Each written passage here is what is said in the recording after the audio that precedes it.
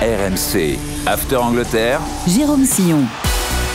Salut à tous, merci de votre fidélité à l'After Angleterre, à écouter, à regarder sur toutes les plateformes et notamment sur la nouvelle chaîne After Télé. Vous pensez à vous abonner, vous ne raterez aucun épisode et puis n'hésitez pas à mettre une note, à écrire un commentaire. Chaque semaine dans l'After Angleterre, on part à la découverte des clubs, des joueurs, des histoires du football anglais avec Julien Laurence. Salut Julien. Salut Jay, salut à tous. Et avec Rémi Dumont. Salut Rémi. Bonjour Jérôme, bonjour Julien, bonjour tout le monde. On s'intéresse aujourd'hui aux champions d'Angleterre en titre, Liverpool, le club qui a dépensé le plus d'argent pour se renforcer cet été, 485 millions d'euros, dont un tiers pour un seul joueur, Alexander Isak. L'attaquant suédois est devenu le joueur le plus cher de l'histoire de la Premier League. Que faut-il attendre d'Alexander Isak? Pourquoi les Reds ont misé autant sur l'ancien joueur de Newcastle? Le français Hugo Ekitike va-t-il faire les frais de l'arrivée d'Isak? C'est parti pour l'After Angleterre. D'abord Rémi, un rapide coup d'œil à la fiche d'Alexander Isak pour ceux qui vivent dans une autre planète. Ouais, pour vous dire que c'est un très beau bébé, puisque quand on voit ses mensurations, 25 ans, 1m92, 77 kg. Ouais, il n'est pas si grand que ça. 53 sélections avec l'équipe de Suède pour 16 buts marqués. Et à titre de comparaison, Ekitike, c'est 23 ans, 1m90, 75 kg de sélection et 0 but en sélection. Mais bon, voilà. Moi, je voyais Ekitike plus grand qu'Isak, tu vois, comme ça en termes de perception visuelle. Ouais, et Isak, je le voyais limite plus vieux. Moi perso, tu vois, donc comme quoi... non, il est plus vieux qu'Ekitike, tu pensais qu'il était déjà plus vieux que ce qu'il n'est. Plus vieux que ses 25 ans. D'accord, très bien. Bon, Isak a fait ses grands débuts avec Liverpool, c'était mardi en Ligue des Champions, et son entraîneur Arne Slot a apprécié, écoutez-le. J'ai été positivement surpris de voir à quel point il était en forme pendant ces 60 minutes. Comme quoi, cela peut faire une différence de recruter un joueur de 20 ans d'une autre ligue, ou un joueur de 20, 25 ou 26 ans habitué à jouer dans ce championnat. Bien qu'il ne se soit entraîné que pendant 2 semaines, il a tellement de matchs à son actif qu'il est probablement plus en mesure d'être prêt vite. Mais j'ai été vraiment positivement surpris de voir à quel point il était en forme. Sa qualité ne m'a pas étonné parce que nous le connaissons tous. Donc oui, c'est un bon début. Julien, qu'est-ce qu'il faut retenir de sa première heure de jeu? Parce qu'il est sorti à la 58e minute, remplacé par Ekitike lors de ce match de Champions League contre l'Atlético. Le fait qu'il ait mis 10 minutes pour toucher son premier ballon, c'est peut-être le plus surprenant finalement, mais après c'est normal, il est nouveau dans cette équipe-là, mais le temps qu'il touche un premier ballon, il y avait déjà 2-0 pour Liverpool, un but et une passe d'ess, un but en tout cas de Mo Salah et un coup franc dévié pour Salah aussi. Après, moi j'ai trouvé plutôt bien en jambes, je suis d'accord avec Arne Slot, j'ai trouvé qu'il commençait déjà à bien combiner avec Wirtz par exemple, avec Salah aussi, avec Gravenberch. Après, on a toujours l'habitude de dire que les grands joueurs peuvent toujours bien jouer ensemble et qu'à ce niveau-là, de toute façon, quand tu es aussi fort que ça, forcément, ça va être facile de jouer ensemble. Mais moi, j'ai trouvé ça plutôt bien pour 57 minutes. Alors, il n'y a pas de vraie occasion non plus. Il n'y a pas de geste de grande classe où on s'est dit « waouh ». Mais c'est vrai que j'ai trouvé que c'était plutôt solide en considérant qu'il n'avait pas débuté un match depuis le mois de mai. Rémi, le transfert d'Isak à Newcastle, on en a évidemment parlé tout l'été. C'est le transfert de tous les records en Angleterre, puisqu'il a été acheté pour 145 millions. On vous a montré les autres transferts à un record de l'histoire de la Premier League.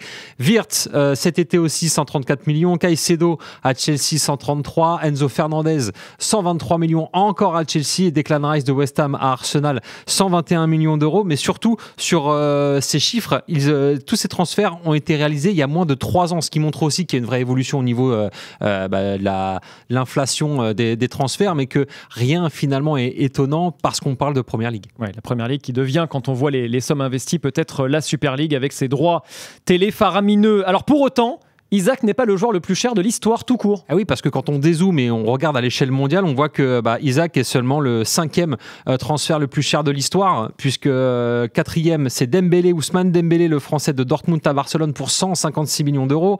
Ensuite, c'est Coutinho, encore pour Barcelone, mais cette fois-ci de Liverpool pour 167 millions. Le deuxième, évidemment, Kylian Mbappé, 185 millions lorsqu'il passe de Monaco à Paris.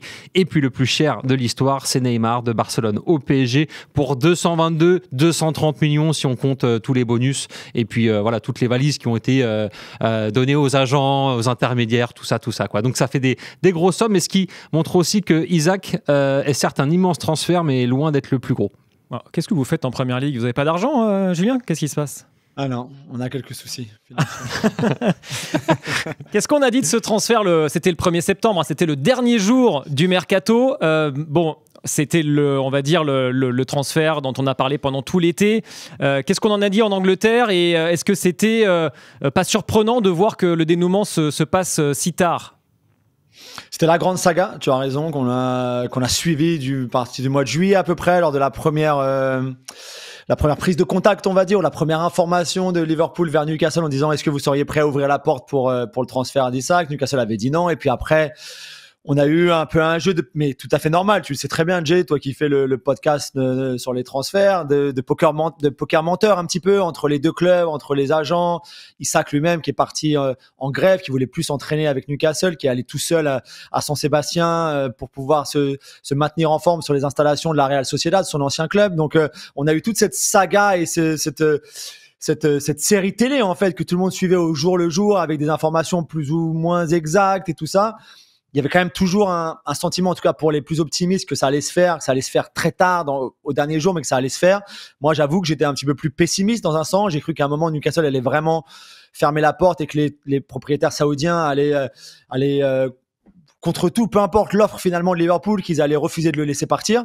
Et au final, ce qui est finalement mieux pour tout le monde, et pour Liverpool, et pour Isak, et pour Newcastle, ils ont récupéré beaucoup d'argent. Ça s'est fait tard. Alors, s'il est arrivé plus tôt, il aurait pu jouer plus tôt aussi, bien sûr. Mais au final, c'est peut-être un petit peu attendu que ce soit arrivé comme ça lors du dernier jour du marché de transfert. Rémi. Jules, comment ça s'est passé, comment ça a été perçu en Angleterre le fait que Isak fasse grève? Parce que je me souviens par exemple dans un tout autre contexte quand Julian Draxler était arrivé à Paris, il avait fait la grève lui aussi à Schalke, il me semble. En Allemagne, ça avait été très mal perçu. Comment c'était perçu en Angleterre pour Isak? Ouais, un petit peu aussi, c'est pareil. Rémi, on a eu pas mal de critiques envers Alexander Isak, même Jamie Carragher, qui est pourtant une des légendes à Liverpool, qui n'était pas du tout d'accord sur le procédé, sur la façon de faire d'Isak, de s'être mis en grève de cette façon-là.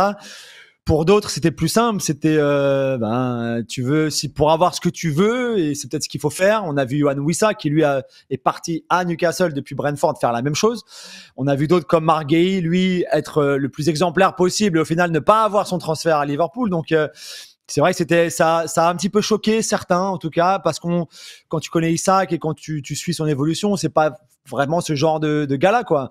Et pourtant, là, il a vraiment jugé que c'était nécessaire pour lui de frapper fort sur la table pour pouvoir forcer ce transfert-là. Même s'il l'a fait tardivement d'ailleurs, parce que cet été, on se disait, mais attends, Ekitike a déjà signé, Liverpool a payé 95 millions, et Isak a attendu que Ekitike soit déjà un raid pour se mettre en grève. On s'est dit, mais attends, mais Liverpool, comment ils vont faire? Ils ont la capacité de faire deux avancantes. Enfin, il y avait vraiment cette interrogation durant l'été aussi, Jus.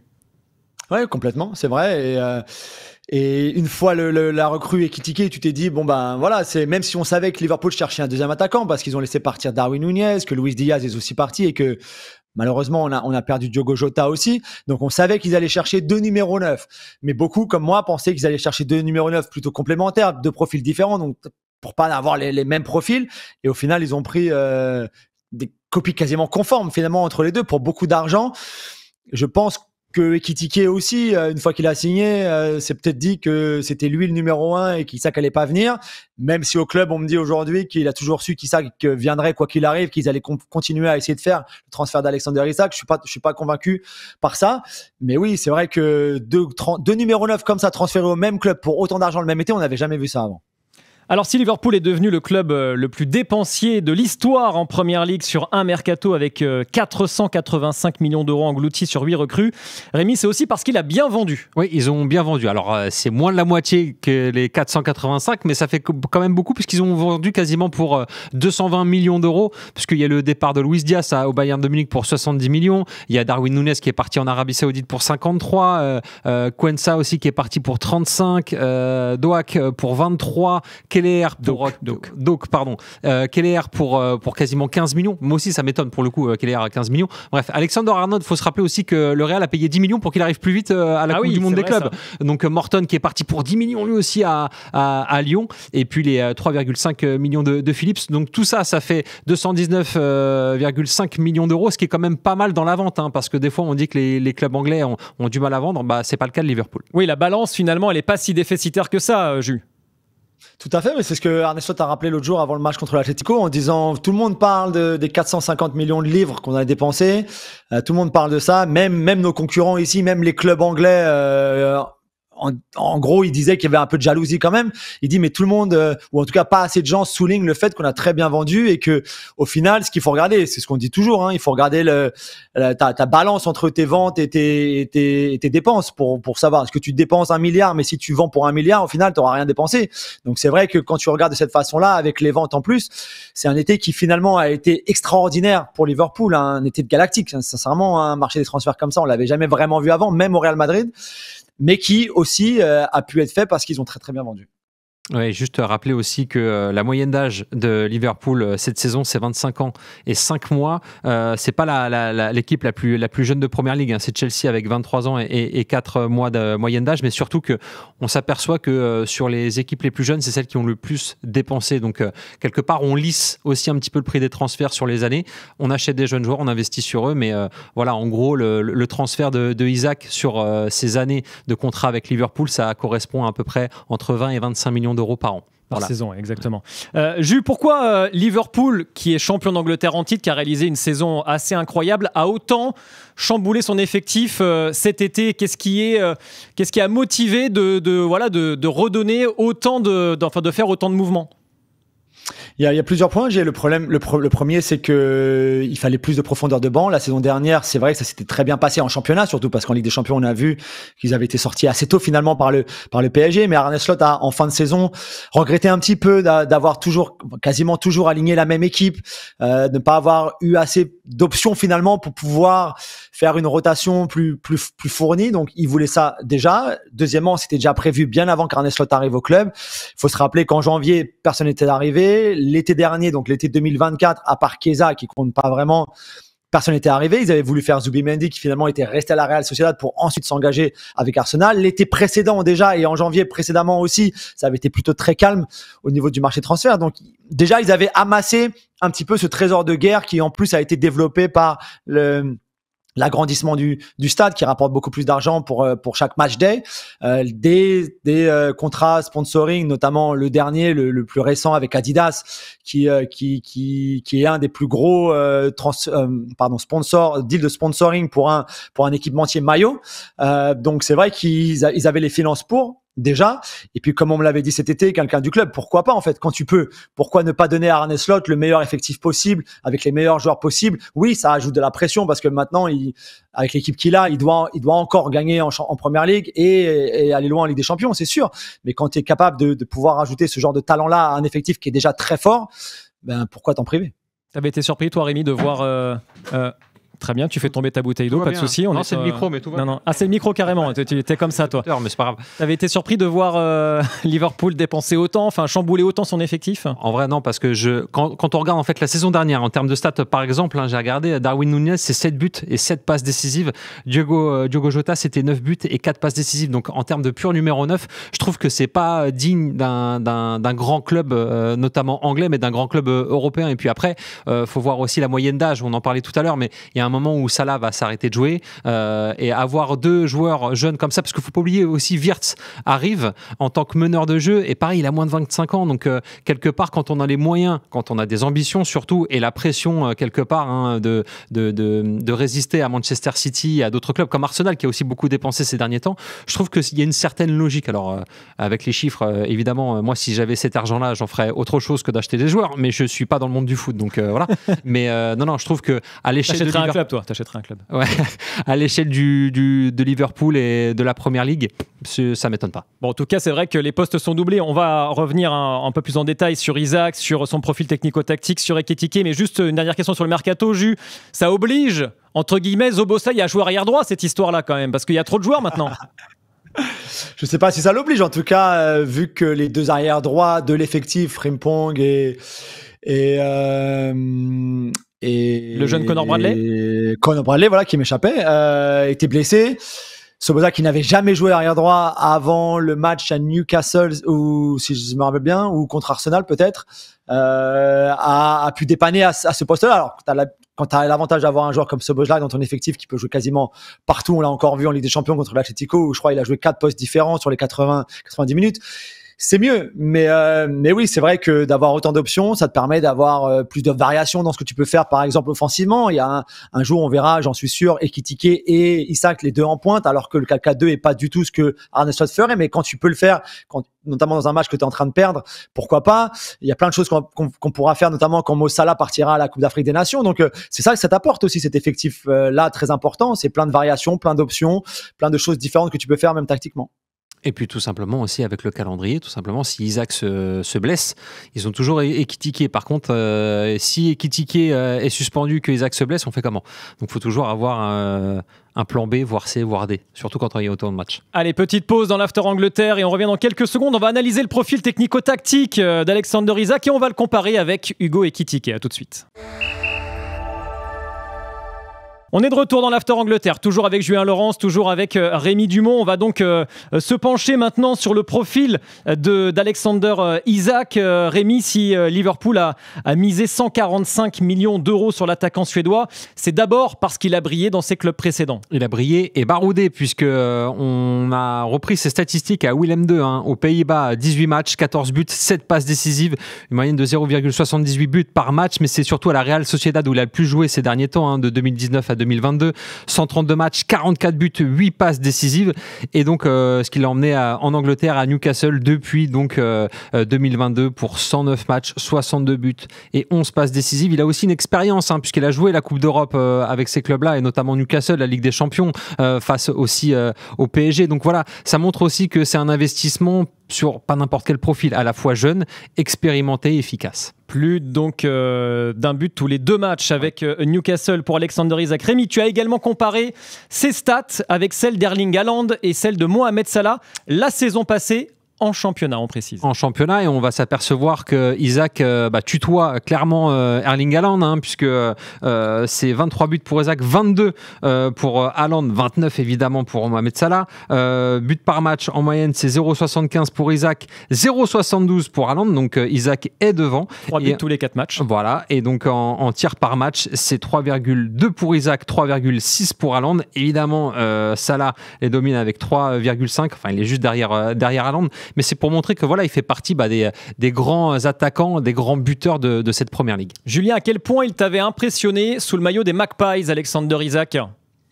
Il y a eu une période la saison dernière, je crois, vers le mois de mars. Je me rappelle avoir été dans une de nos émissions sur RMC en disant c'est le meilleur numéro 9 du monde, quoi. Il savait tout faire, enfin il sait tout faire, mais à ce moment-là, il le montrait tellement en plus en première ligue, que ce soit dans la finition bien sûr, où là il est vraiment très fort, pied droit, pied gauche, même de la tête, même si dans les airs il est moins fort qu'au sol, mais dans ses prises de balles, William Saliba par exemple souvent, c'est pas le seul défenseur central, mais il a souvent du mal à jouer contre Isak parce que il est fort techniquement, il est assez rapide, il protège bien son ballon, il utilise bien son corps, même si c'est pas le plus gros, c'est pas un Gyökeres ou un Haaland physiquement, il est pas aussi costaud que ça, mais il est super intelligent dans tout ce qu'il peut faire, sa gestuelle, ses mouvements, son intelligence, voilà, tout ça. Donc c'est vrai que après ça avait été un petit peu moins bon peut-être en fin de saison, mais ou plus vers la fin de saison, mais il y a un moment où il était vraiment injouable. Est-ce qu'il a fait de l'ombre, par exemple, à un joueur comme Erling Haaland, qui focalisait totalement l'attention, qui était considéré comme le meilleur attaquant du monde et le meilleur avant-centre, même très précisément à cette position axiale? Ah, c'est sûr, la saison dernière, c'était surtout quand City traversait une mauvaise passe et Haaland avec aussi, parce qu'ils ont eu quand même des moments très compliqués, ce qui n'était pas vraiment le cas de Newcastle, qui s'est finalement toujours maintenu, plus ou moins, on va dire, autour de cette 5e place, qui est sa place, alors que City, c'était pas du tout, elle était pas à sa place la saison dernière pour la majeure partie de la saison, jusque dans son sprint final, quasiment. Donc oui, on a beaucoup plus parlé d'Isak que Haaland la saison dernière. Au-delà des buts que Rémi a très bien expliqué, montré avec le graphique de tout à l'heure, il y avait tout ce qu'il y avait autour aussi. Et je pense que c'est ça qui a aussi plu, on revoit le graphique là, c'est ça ce qui a aussi beaucoup plu à Liverpool et à Arne Slot, c'est qu'avec Alexander Isak, tu ne prends pas qu'un numéro 9 buteur finalement, tu prends tout ce qu'il y a autour, et c'est pour ça qu'il était très important à Newcastle aussi et il va devenir très important à Liverpool. On va parler de son profil, de la façon dont il se déplace sur le terrain, mais juste un dernier mot sur son impact médiatique. Alexander Isak, Haaland est devenu une star, alors pas au niveau d'Mbappé, parce que peut-être il est norvégien, mais lui, le fait qu'il soit suédois, est-ce que ça le dessert lui aussi, ou est-ce qu'en Angleterre, c'est vraiment une méga star ? Non, c'est pas une méga star encore, parce que même si Newcastle est un très grand club, ils ont gagné la Coupe de la Ligue la saison dernière, c'est leur premier trophée en 50 ans. C'est ça qui pour l'instant en tout cas le met pas au même niveau qu'un Haaland par exemple, voire même qu'un Kylian Mbappé ou quelque chose comme ça. C'est le manque de très gros trophées, que ce soit Coupe du Monde, Euro, Ligue des Champions ou même Première Ligue. Donc là déjà le transfert à Liverpool l'a amené dans une autre dimension. Ça se voit déjà beaucoup plus. Ce sera encore plus le cas le jour où il se mettra à marquer, à être bon et en plus à remporter des trophées.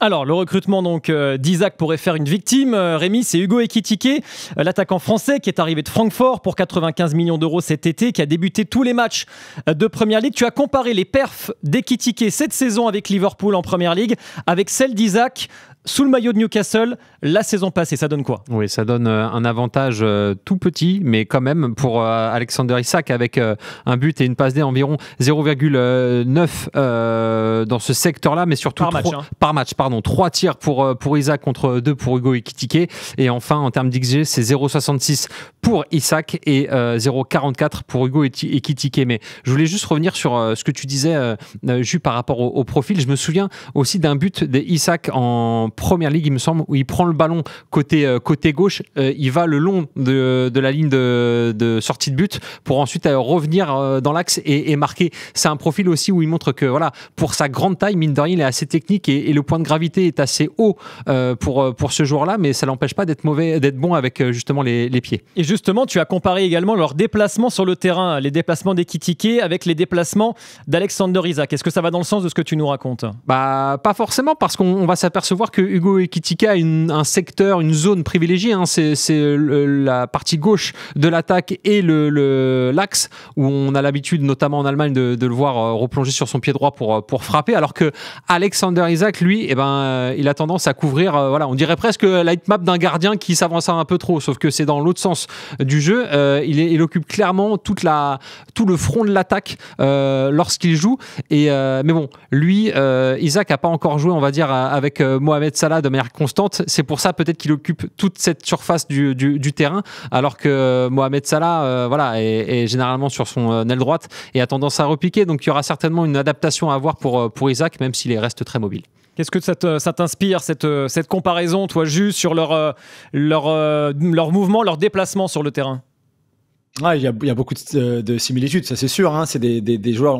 D'ailleurs, je disais copie conforme, quasiment. C'est pas exactement ça, mais on n'en est pas loin en termes de stature déjà. Tout à l'heure, on a regardé la taille, etc.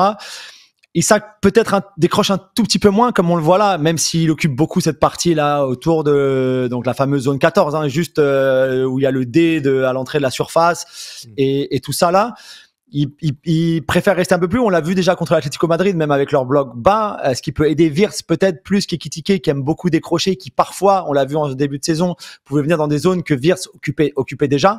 Je pense que Isak participera un tout petit peu moins au jeu. On a vu aussi, quand tu regardes par exemple les passes données par Alexander Isak la saison dernière avec Newcastle, beaucoup étaient orientés vers la droite du terrain, donc vers c'était Murphy à l'époque pour Newcastle. Ce sera Salah à Liverpool. Ça jouera peut-être beaucoup à droite quand ça partira d'Isak, peut-être plus qu'avec Wirtz qui pourrait jouer à gauche vers Gakpo par exemple. Donc ce sera vraiment intéressant de voir comment Isak va s'adapter à cette équipe de Liverpool, qui est quand même une équipe qui a été construite autour de Mo Salah, qui joue pour Mo Salah, même à son âge aujourd'hui et même après un début de saison un petit peu plus moyen que d'habitude, on va dire.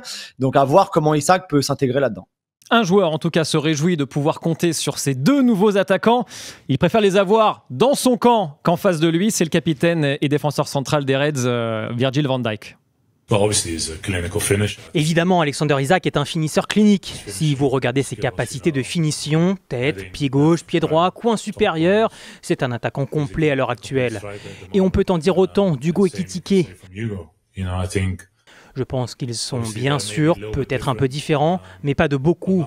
Ils ont tous deux beaucoup de qualités. Ils sont très à l'aise avec le ballon, ce qui leur permet de créer du lien dans le jeu.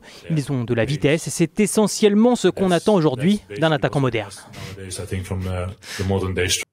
C'est quand même un très bon capitaine parce que sur une question qu'on lui pose sur Alexander Isak, il arrive à placer Ekitike et à le ramener dans l'équation. C'est vrai que c'est un sujet quand même, on a l'impression qu'il est un peu délicat. On n'a pas envie de froisser l'ego d'Hugo Ekitike depuis l'arrivée d'Alexander Isak à Liverpool. Ouais, complètement. Et c'est le grand débat en Angleterre. Est-ce qu'ils vont jouer ensemble? Est-ce qu'ils peuvent jouer ensemble?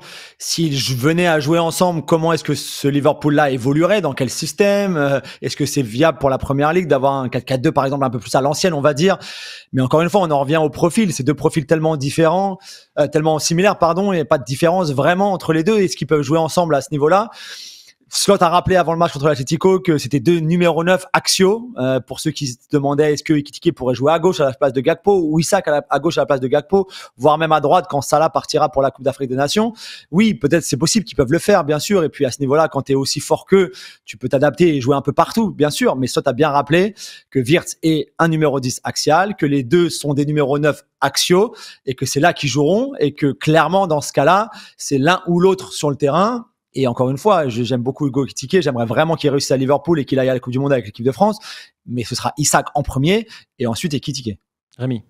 C'est surtout deux joueurs qui coûtent 240 millions à Liverpool quand tu additionnes les sommes. Donc j'imagine bien que Van Dijk ne veut pas froisser aucun des deux joueurs. Enfin, il veut surtout pas les déranger. Après, je me dis aussi, Van Dijk, il doit être bien content parce que si tu transfères maintenant Haaland à City, à Liverpool, Van Dijk, il est au chômage parce qu'il n'a plus aucun attaquant à marquer. Donc j'imagine qu'il doit être bien content. Mais après, au-delà de ça, lui qui adore faire des transversales généralement sur Salah ou sur Gakpo, il va pouvoir aussi en faire maintenant sur son attaquant axial pour dévier les ballons. C'est encore un autre style de jeu qui peut s'installer. Donc ça fait une large palette pour Arne Slot et ça fait encore plus de danger pour les adversaires. Moi je me dis qu'avec Szoboszlai arrière droit, tu le fais remonter dans une fin de match où tu es mené, tu peux jouer par exemple à 3 derrière avec la doublette Ekitike et Isak soutenue par Wirtz avec Gakpo et Salah. Enfin, je veux dire, tu peux imaginer dans des configurations de match ou même contre des blocs très resserrés, ça peut aussi être une possibilité, Jules.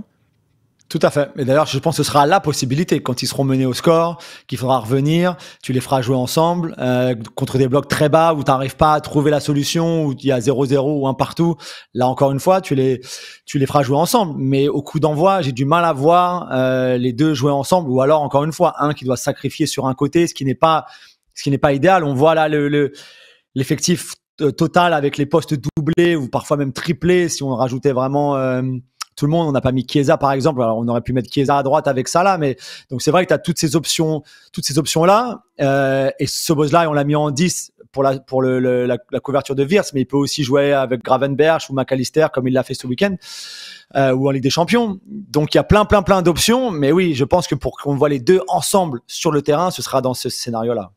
On a hâte de voir ça, en tout cas, ce Liverpool, donc version 2025-2026, qui a considérablement investi et qui affronte Everton ce week-end. C'est le derby de la Mersey, exactement. Merci Rémi, merci Jus, et à très vite pour un nouvel After Angleterre. Vous n'oubliez pas de vous abonner, vous n'oubliez pas de donner une note et d'écrire un petit commentaire, évidemment, pour continuer à nous faire monter sur les différentes plateformes. Salut.